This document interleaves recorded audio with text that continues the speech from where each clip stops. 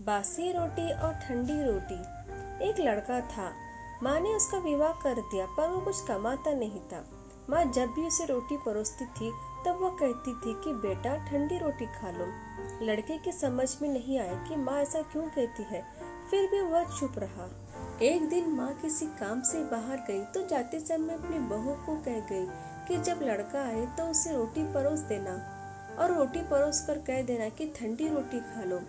उसने पति को वैसे ही कह दिया तो वो चिढ़ गया कि माँ तो कहती ही थी और अब वो भी कहना सीख गई। वह अपनी स्त्री से बोला कि बता रोटी ठंडी कैसे हुई?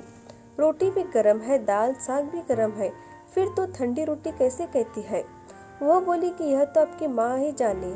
आपकी माँ ने मुझे ऐसा कहने के लिए कहा था, इसलिए मैंने कह दिया। वो बोला कि मैं रोटी नहीं खाऊंगा, माँ तो कहती ही थी, तू भी सीख गई। माँ घर आई तो उसने बहू से पूछा कि क्या लड़के ने भोजन कर लिया? वो बोली कि उन्होंने तो भोजन किया ही नहीं, उल्टा नाराज हो गई। माँ ने लड़के से पूछा तो वह बोला कि माँ तू तो रोजाना कहती ही थी ठंडी रोटी खा ले और मैं सह लेता था, पर अब यह भी कहने सीख गई रोटी तो गर्म होती है, तू बता कि रोटी ठंडी कैसे है? माँ ने अपने बेटे से पूछा कि ठंडी रोटी किसको कहते हैं? तो बेटा बोला, माँ सुबह की बनाई हुई रोटी शाम को ठंडी होती है, बासी रोटी ठंडी और ताज़ी रोटी गर्म होती है। माँ ने कहा, बेटा अब तो विचार करके देख, तेरे बाप की जो कमाई है वह ठंडी है और बासी रोटी है।